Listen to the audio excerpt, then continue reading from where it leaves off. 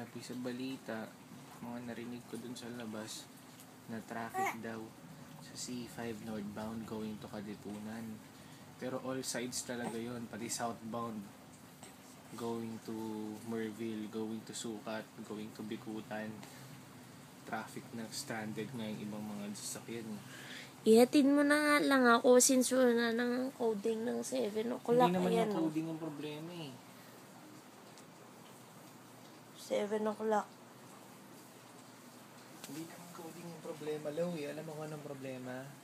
Ha? Ang problema, yung daan. Kung traffic lang, edi ma-traffic, at least makakarating pa rin ako dun sa office. Tsaka wala si Cheng. Nagluluto si Ina. Sino mag-aalaga kay Buddy? Think of Maddie na lang. Ha? Si Ina. Nasaan si Ina? O di pagkaluto ni Ina. Low, ikaw, ha?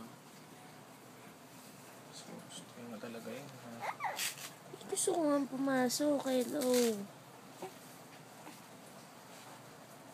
Okay. Sarap-sarap mag-hasta yun dito. Dami mo iwi. Oh!